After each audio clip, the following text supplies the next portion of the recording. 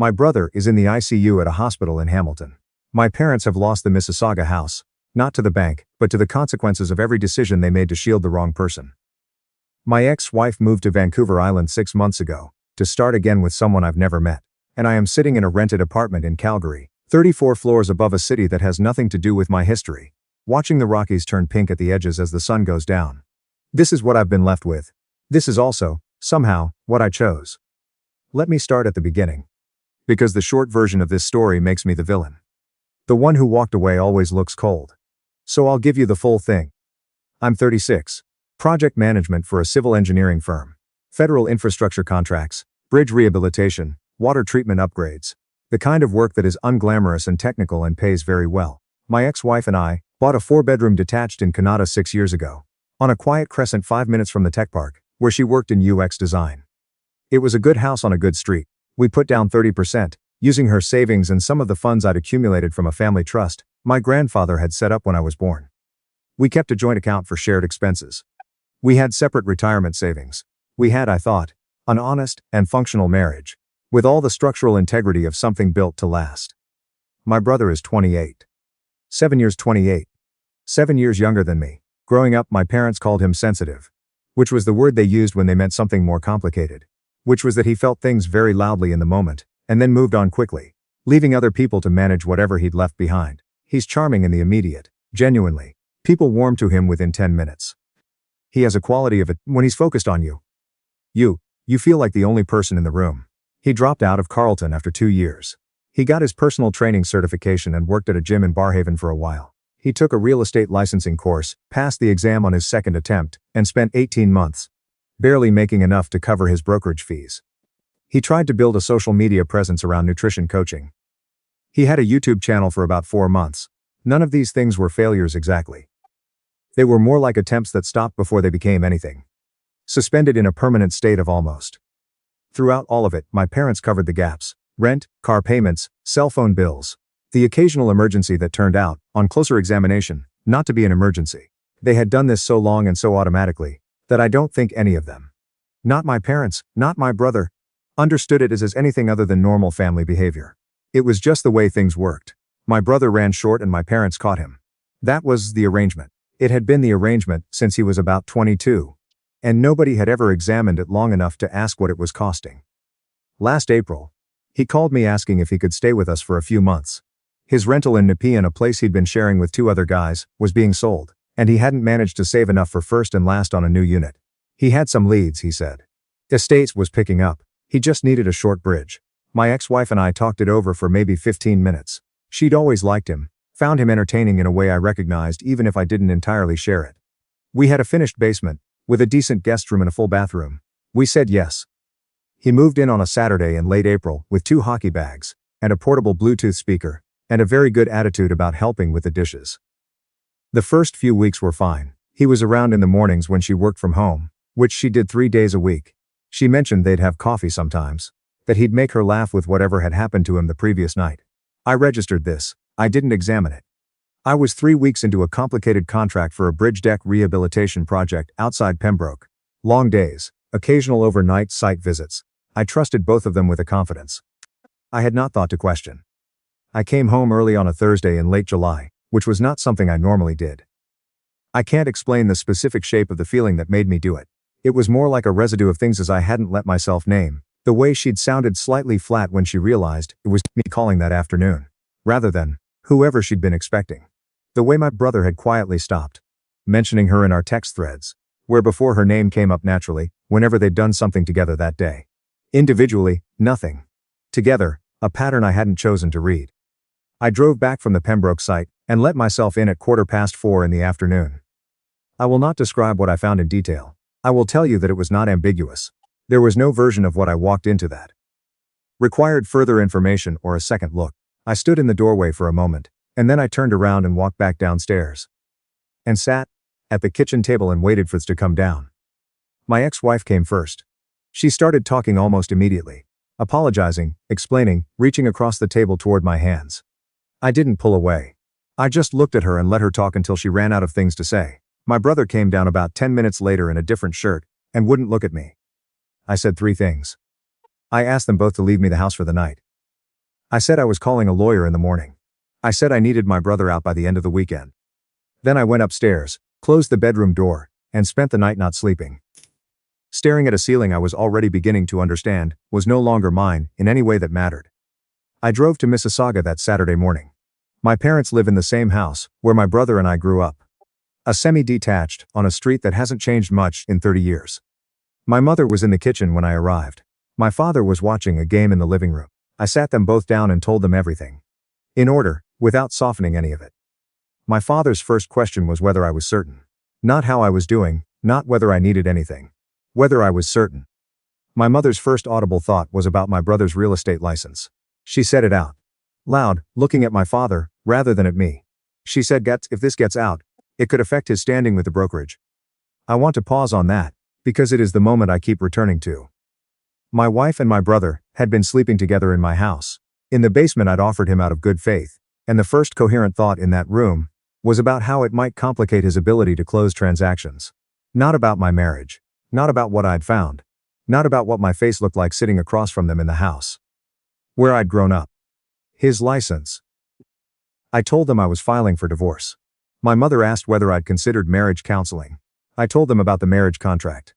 What Ontario family law calls a prenuptial agreement. Which our lawyer had drafted before we were married, and which was very clear about the terms. The Kanata house had been purchased primarily with trust funds, predating the marriage, and was solely my property. My ex-wife was entitled to her vehicle, her personal belongings, and her share of the joint account. Nothing more. My father said that seemed unnecessarily punitive. I left before lunch. Over the following 2 weeks, I did the things I said I was going to do. I retained a lawyer, I filed the paperwork, I listed the Kanata house, which sold in 11 days at $695, $12,000 over asking. I applied for a transfer to my firm's Calgary office, where a large water infrastructure project had been running short on senior project management for months. They approved the transfer in 48 hours. I set up a new phone number, forwarded nothing, and let the old one go to voicemail, until the forwarding period expired. Before I left, I met with a trustee who managed my grandfather's estate. My grandfather had been a machinist from Brampton who built a small manufacturing operation over the course of about 30 years. He never borrowed against anything he owned. He invested conservatively and consistently for decades. When he died 14 years ago, he structured a family trust specifically for me. He and I had always had a particular understanding, with full discretionary control granted at my 35th birthday. I had received distributions from it before, including the funds that went toward the Kanata property, but I had never asked about the full principal balance. I assumed vaguely that it was somewhere between $200,000 and $300,000. I was sitting across from the trustee in a downtown Ottawa office on a Tuesday afternoon when I learned that the current value of the trust was $1.4 million Canadian dollars. I sat with that number for a long time. The following week, I called the trustee back with a list of instructions. I restructured the trust so that my brother was removed as secondary beneficiary.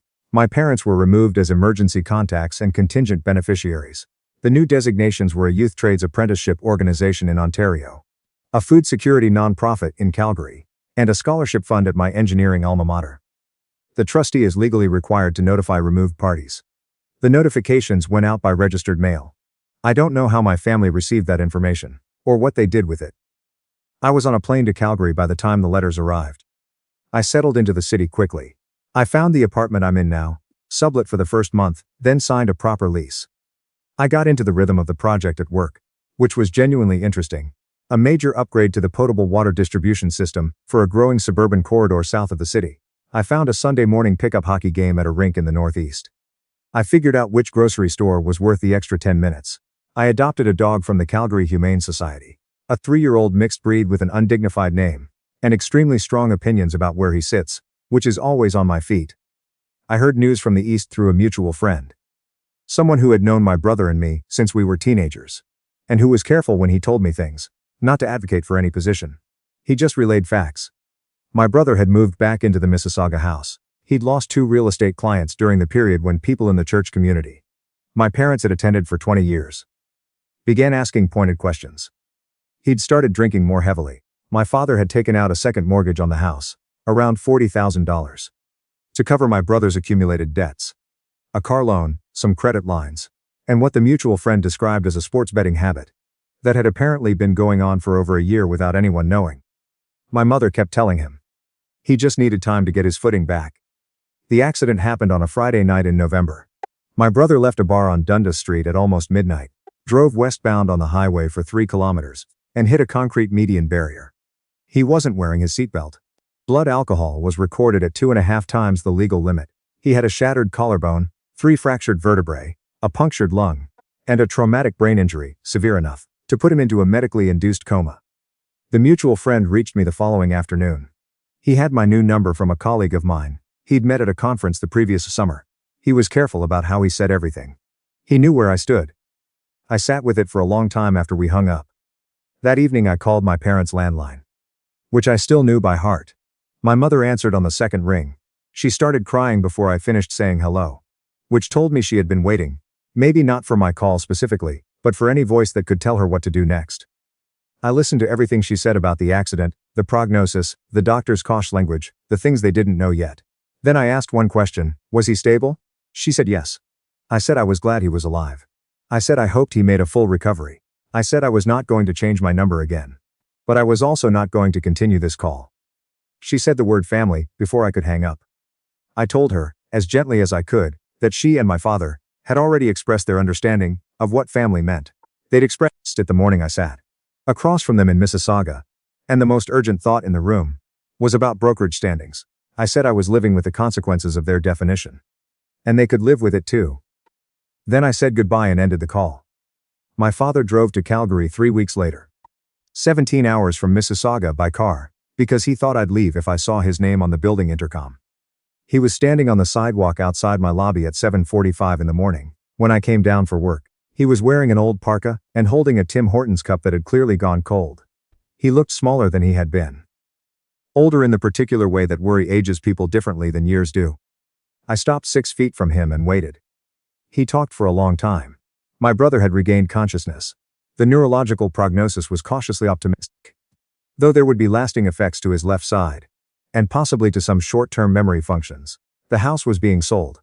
There was no way to hold on to it with the second mortgage and the ongoing costs. My mother wasn't sleeping. He was scared. He said he was sorry. He said he should have looked at me instead of looking at my mother when I told them what had happened. He said a lot of things, standing on that Calgary sidewalk, while people walked around him on their way to work. I let him finish. Then I said, "You asked me to be the bigger person. You asked me to prioritize unity over what had happened to me. I walked out of your living room that Saturday morning and I did exactly what I said I would. I handled it. I filed. I restructured. I relocated. I was as quiet about the whole thing as you wanted. I just handled it in a direction that was mine." He said that wasn't what they meant. I told him I knew exactly what they meant. What they meant was that they wanted me to handle it in the direction that cost me the most and cost everyone else the least. To make myself small enough that Sunday dinners could continue. To absorb the betrayal and reshape myself around it, so that nobody had to have an uncomfortable conversation at church, or explain anything to the neighbors, or watch a son they'd spent decades accommodating face a consequence he'd actually earned. I picked up my bag. I said, "I don't hate anyone. I'm doing well here. I have good work and a city I'm starting to know and a life that belongs entirely to me. I genuinely hope my brother recovers. I genuinely hope you and Mum figure out the housing situation, but I'm not coming back." He was still standing on the sidewalk when my cab pulled away. My brother is out of the ICU now. He's in a rehabilitation facility in Hamilton, close enough to Brampton that my parents can visit. My parents are renting a 2-bedroom near my aunt. The mutual friend told me this, matter-of-factly, and I thanked him for the update. I've thought about writing to my brother. I've drafted versions of it in my head a dozen times. What I keep arriving at is something simpler and less satisfying than anger. I don't entirely blame him, not because what he did was forgivable, but because I can see, from the distance I now have, that he was never seriously required to sit with the weight of a consequence. Every time something went wrong, someone else picked up the cost. That's not an excuse, it's a pattern, and the people who were supposed to interrupt that pattern kept perpetuating it instead, for so long that it became indistinguishable from love. It wasn't love, it was just momentum. My ex-wife and I finalized the divorce 5 months ago. Clean paperwork, no contest, the marriage contract doing exactly what it was designed to do. I have nothing particular left to say to her.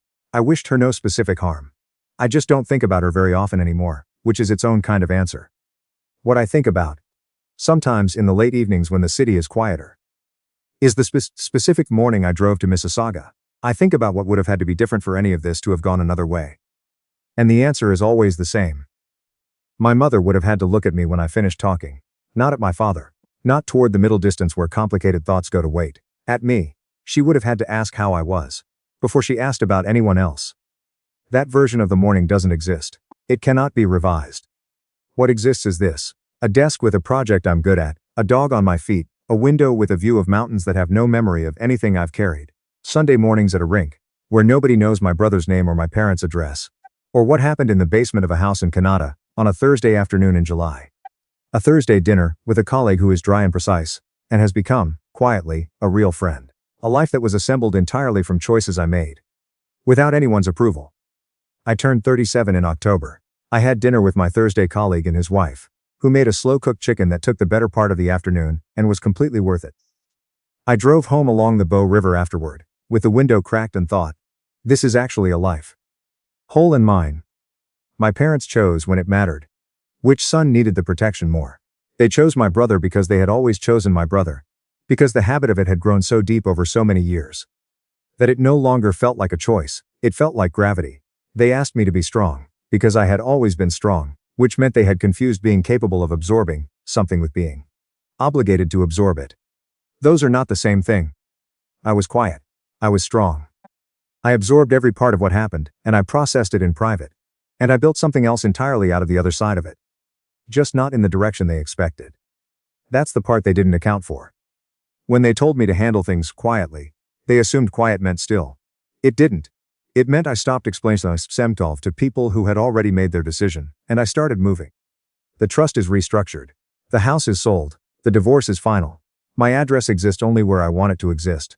And, somewhere in a rehabilitation facility east of here, my brother is relearning how to use his left hand. Slowly with the kind of patience that no one ever taught him he'd need. And somewhere in a rental in Brampton. My parents are sitting in a kitchen that isn't theirs anymore. Turning over a question I already know the answer to. They could have chosen differently.